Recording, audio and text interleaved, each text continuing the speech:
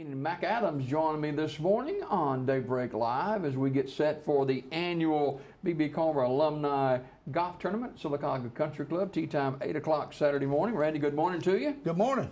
And Mac and I are graduates the same year it was vintage year, wasn't it, Mac? Yeah. Man, you've been friends a long time, man. Yeah, we have. Good morning to Mac and Randy this morning. Randy, we'll start with you about the golf tournament. This is something we try to do every year. Yeah, I think we're going into the 6th or 7th year, and it's been very successful. We need you to go by Biddy Shop Hair Raisers, get you a form, sign up. Just like all the past years, we've raised quite a bit of money over the years, and we're just trying to help promote. But you got to see. You don't have to be a golfer either to participate. No, you know. This right here is a fundraiser. We've raised, I think, through last year, a little over $110,000. Wow! Gone back to the school. Yep, it's been very successful, and we couldn't do it without the sponsorships that's helped out. We couldn't do this without all the participants, and it's been great turnout. Last year was a tremendous turnout. So. See Biddy, Tubba, Mike Sawyer, Coach Fawcett at the school. See me, I got forms. Just sign up Saturday, May 21st. It's for a good cause and a lot of... Who does this help, Randy? This helps all the athletic department at B.B. Comer. Okay. Yeah, it helps all the sports. Coach Fawcett manages what's needed throughout the entire athletic department, and he's done a tremendous job with it. Yeah. And, of course, back... graduated from B.B. Comer, he played football for what, Coach Overton? Coach Overton. Yeah. He was one of the best. He was. What was your nickname, Mac? Bull. Most folks don't know me by any other name. Oh, yeah, he tagged everybody, didn't he? Yeah. Yeah. Hey, one of our good friends, Jerry Cisco King, he passed away several weeks ago, and people were wondering, well, you know, we had the Celebration of Life service in Auburn, but one here in Sylacauga is planned for this weekend, Randy. It is, and I'm fortunate enough that I got to visit with Cisco a couple times before he passed away, and I've talked with Debbie about, and Rodney, their son, to have a celebration here in Sylacauga, because we were all probably getting messages of when are we going to do it here. So I talked with Debbie, and Debbie said that May 21st was good for her and Rodney and the family to be able to come up here. So I was going through her first to make sure we were okay to do this, and she's all for it. She knows we're on the show this morning talking about it. And the way we're going to do this is just like they did at the service in Auburn. They had a tailgate, a visitation. They had the service, and then they had a tailgate out by the Church of the Highlands, and hundreds of people were there. It was just like you were at an Auburn ball game. All of us wore orange and blue. And you're wearing that this morning. I'm wearing this. I left work early one afternoon. I went to 4 stores in Birmingham before I could find this shirt. They had T-shirts, but I didn't want a T-shirt. I wanted a nice dress shirt. So everybody knows I'm a Bama fan, but I'm wearing this for Cisco and family. Mac, you were close friends with Cisco for many, many years. Me and Cisco went to high school together. We went to junior college together, and we shared an apartment at Auburn for 2 years. Tell me about some of that. Oh, What you can tell. I tell you, that was amazing. I tell you, you can really get to know somebody when you're in an apartment that you can touch all 4 walls, standing in the middle of it. But Cisco was a great friend, and he would do anything for you. That's the kind of person he was. You know, you're blessed if you got 4 or 5 really good friends. And Cisco, in a lifetime, Yeah, and Cisco was one of them. Yeah. And y'all two are. Yeah. I mean, that little group that run around together, I don't know how we're still alive, but the Lord had something for us to do. You know, he didn't take us. And Cisco was one of them. He become a real godly man in his later days. He did. And all of us did. Yeah. You know, mercies of God, we're still here. Amen. Oh, yeah. Through His grace, we're still here. Yeah. But He had a reason, and all that little group, everybody attends church now, doing something for the Lord. That you know, Cisco helped a lot of people down through the years when he was with Avondale Mills. Oh, yeah. He did. And I know he gave my son Jared about 4 jobs. Yeah. He'd quit, and Cisco would hire him back or be a part of hiring him back. And he was just that kind of guy. I always wanted to give people 2nd and 3rd and 4th chances. Well, through my life and my work and a lot of HR managers and things of that nature, Cisco was by far the best at what he did. It didn't matter if they were mopping the floor or running a machine. And I've seen him just stop and talk. He's supposed to be in a meeting 30 minutes ago, but he's talking to the people. And they would run through a brick wall for Cisco. And the next thing you know, he's sitting in a board meeting with Donald Comer or Mark Tapley, but he was going to spend time with those people, those workers. And I got a chance to visit him when he was HR at Bridge and Stratton. And, you know, you can walk through that building probably a good 45 minutes. We walked through about 2 hours worth because he introduced me to everybody.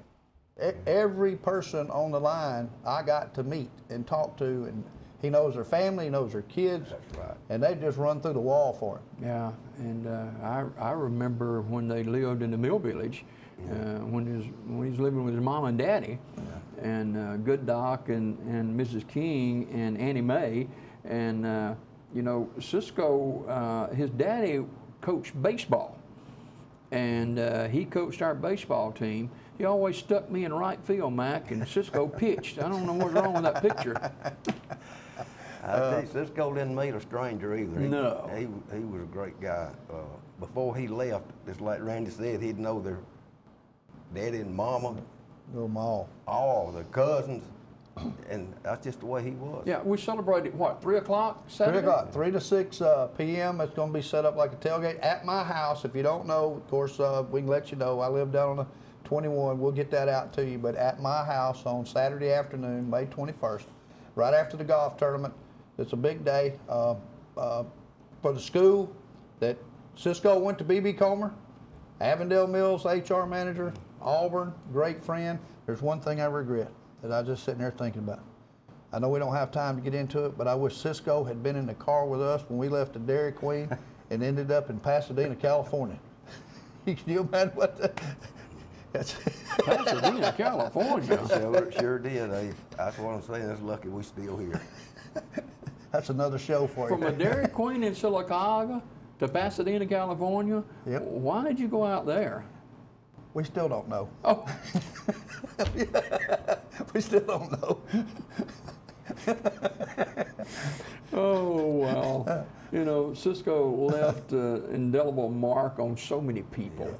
And his beautiful family, Rodney and his wife and children, and of course Debbie, his wife, Cisco's wife, and Cisco's sisters.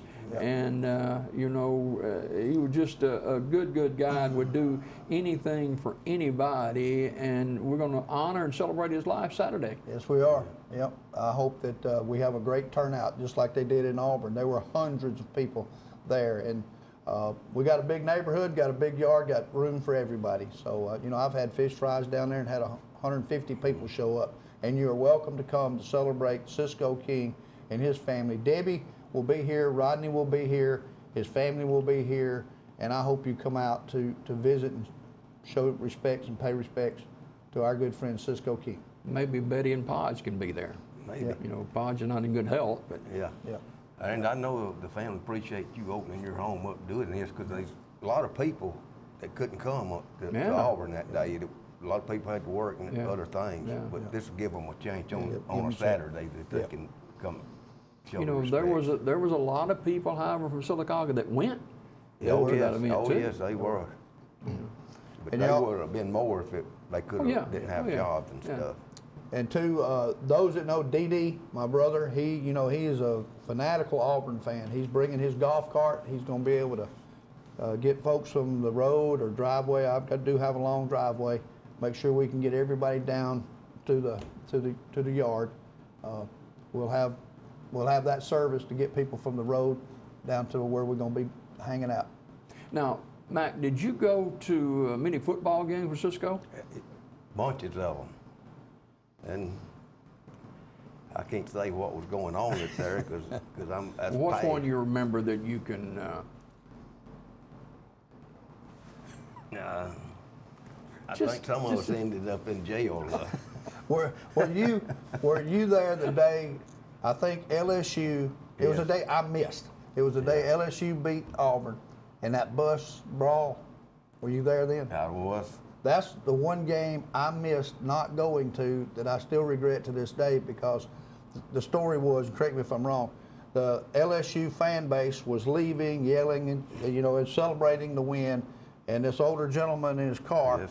got tired of hearing it, stopped his car, got out, opened the trunk, got out some hedge clippers, didn't he? Well, what it was, the traffic was backed up, and that bus that the LSU people was in was wanting him to, he couldn't move.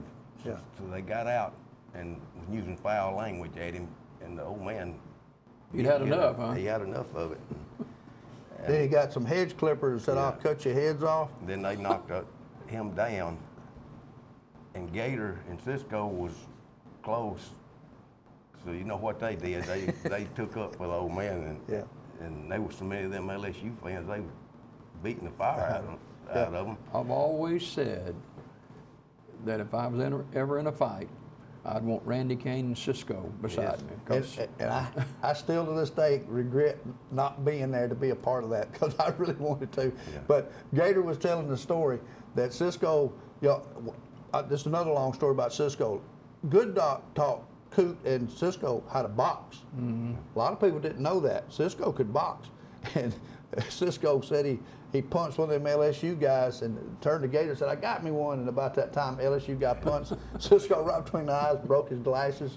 And I missed that one. Well, it wasn't going good for Gator and Cisco, but the rest of us got up there then, and we got it sorted. you kind of Sort of. tilted. Yeah, it went the other way. You know, when Cisco gave his life to the Lord, Amen. you could just see the change in him, you know?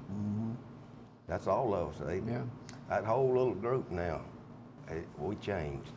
And, you know, he was really involved in his church, in missions work with his church at Church of the Highlands. And a lot of people are still giving into this missionary fund that Debbie and Cisco wanted to do.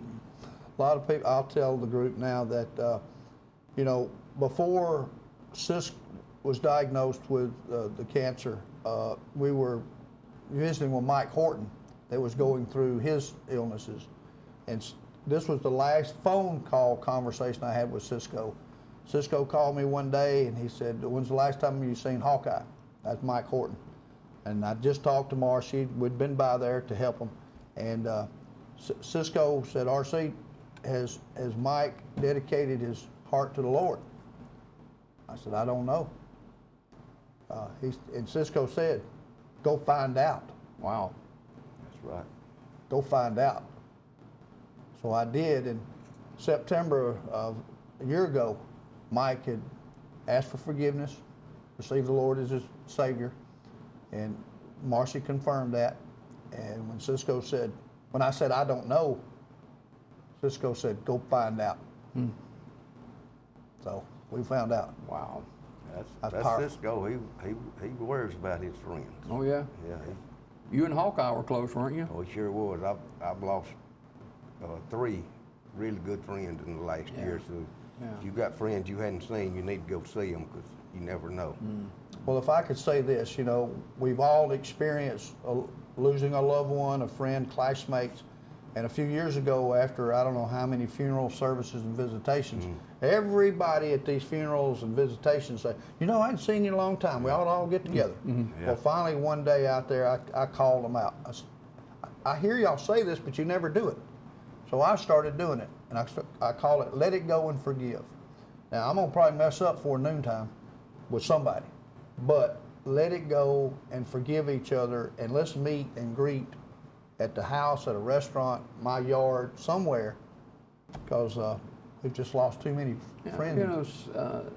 Cisco's family, and it was, I don't know how many weeks it was after Cisco had diagnosed and started going downhill, but it had to be a tremendous load on his family, Mac. It had to be. He was the leader of that family. Yeah, and you visited with him after he was diagnosed, was at home, and Debbie, she's feisty. Oh yeah. And she was taking care of him. Well, Debbie called me. I said, I'm glad you brought that up. Debbie called me and said they had a lift chair over at Francis's house, and would I go get it? And I said, absolutely. So I went over to Francis, visited with her and Tommy for a while, loaded up the lift chair. I took it down to their house, and one really fortunate thing for Debbie is that she is surrounded with terrific neighbors and help out. So Cisco had already gotten to where he couldn't walk. And so we helped Cisco out of the chair he was sitting in and got the lift chair in there and got him in there. And that day we had a good old time visit. And Debbie, we could tell she was tired, she was worn out. And we told her that you've got to get out and have time for you so that you can rest up and get your head clear and come back. Because you can't just stay there 24/7. You've got to give yourself some time. And then I was coming back from Georgia from a trip, and I called her and I said, "Do you mind if I stop by?" And she said, "No, come on." And Cisco was already in a hospital bed and set up in the bedroom, and I had a good visit with him then. And you know, Mac, Cisco's spirit of loving and caring never left him, though. No, it didn't. That was his whole life. Yeah, and you know, he got that from his mama. Yeah, no doubt about it. And Miss Annie Mae, she was a great lady, and she'd cook those lemon pies, man. Abe, I've had some really good meals there. Oh my goodness. Yeah, no doubt about it. And you know, the celebration of life will take place Saturday, and Randy, that's what it's going to be. that's what It's it's not going to be a funeral service. That's right. It's going to be a celebration of Cisco's life. Exactly. We hope to tell fun stories, happy stories, inspiring stories, because I've got a picture right here where Cisco is in the middle of all us guys. He's coaching us. He's trying to get our mind right. He couldn't talk without using them hands. And Gator over there, he's trying to talk, but but Cisco is coaching us, and we would listen to Cisco. We didn't listen to Gator, but we listened to Cisco, and he just had. I mean, and here's one of Cisco and I. He gave me a tour down there at Bridge and Stratton, and then here's one right here with Cisco and Deb. Oh yeah, Oh, that's great. That's Cisco- a keeper right there. That isn't it? is. Cisco and That's Debbie. So, and Rodney is supposed to. I've asked him, would they bring, you know, the evolving photos of family and stuff. I'd have just with And his grandson. he loved those grandkids, Mac. Oh, that was his life, Abe. It was. He thought the world of them. We were at a funeral service, I don't know, maybe early this year, and he was talking about his grandkids, and Rodney was there, and he talked about one of the grandkids in a basketball tournament, and he didn't get to go. And you could tell it frustrated him because he loved those grandkids so much. He didn't miss a game. You know, a lot of times we would have something up here, and I'd make sure they knew about it. But Bo had a game. His other grandson had a game, or they had practice. So that was his life. And, you know, he just retired a year or so ago to spend time with those boys. And don't be surprised if you don't hear about Bo King playing at Auburn one day. He's an athlete. He's an athlete. You know, the sad part about this is, you know, Cisco gave his life for people, and you know, you said he retired a year or so ago and didn't really get to spend that retirement like he wanted to. He didn't. You know, as we're sitting here talking about from 50 plus years of friendships, do you know, I cannot recall Cisco ever saying anything negative about anybody. You know, I can't either. we all got drama going on, but I have never heard Cisco King say one negative word about anybody. Never heard it. Yeah, we talked about Coach Overton hanging nicknames on people. Cisco was good about doing that He too. was. Some we can't mention. You remember Toe Sucker? I sure do. Cisco tells some stories about it. And you know, we've all got stories, and we used to go to the Legion Field in Birmingham. They would have doubleheader football games back in the day. And we would go, and a group of us would go, Mac, Cisco, and myself, and others. And you know, back in that day, we didn't have the mindset, I guess, of caring about much of anything. And so I remember one particular doubleheader, we drove my car, and somehow or another, I lost my car. I couldn't find my car. And so I got a taxi to bring me back to Silicaca. I don't know how y'all got back. Yeah. But I finally found my car. I think I drove it. I know one time we lost you up there. That's true. That's true. But it's a big stadium, you know. Yeah. But we love Cisco, loved his zeal for life and his caring for his family. And, you know, we were part of his family as well. We were his friends. That's right. Absolutely. Yeah. You know, I grew up on the County Line Road down below Pinecrest School, but I spent, I don't know, half my life in the Mill Village. Yeah. Going to Gators or going to Cisco's to pick them up or meet up down there in Annie Mae. You boys stay out of trouble tonight now. You be careful where you're going. And I remember those times. And You remember Good Doc and Bobolo? Yeah. Bobolo Persons? I sure do, Abe. Cisco would be with him in the grocery store, and Bobolo would holler across the store at Good Doc. And Cisco just. Oh, but anyway, we got the golf tournament coming up Saturday, and also got Celebration Live. Let's go over that with them again. all right, Saturday, May 21st at Silicaca Country Club is the B.B. Comer Alumni 6th or 7th annual golf tournament. Please go by hair raisers, get a form from Biddy and Mike and Tubba, Coach Fawcett by the school, or myself. It's a great way to raise some funds for B.B. Comer Athletic Department. That's where it all goes. We've given all the money back to them of what we've raised. And then that afternoon at 3 o'clock to 6 p.m. is a celebration of Cisco King's life. And hopefully you'll all come. We got some food coming, and we'll have plenty of stuff to eat. And I hope that you can take the time out to come. Let's pray for great weather so the golf tournament's a great success. And that afternoon that we've got beautiful weather like we've got now, so it doesn't spoil that day.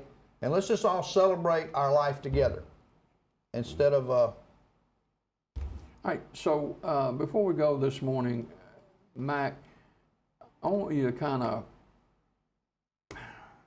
capsule your friendship with Cisco. Abe was like a brother. I spent so much time with him it was just like one of my brothers. Cisco was great. And I got several friends like that, and Cisco was among them. Yeah. You and Randy and Gator, and it was a bunch of us. You know, we may not see each other a whole lot, Randy. You know, we may go months without seeing it, but that kindred friendship is still there. oh yeah. It never leaves.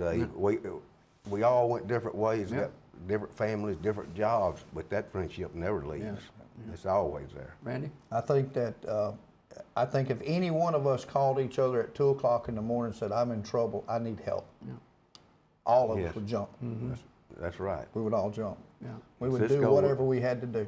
Cisco was like that too. I could have called him anytime, and he'd have been there. Yeah.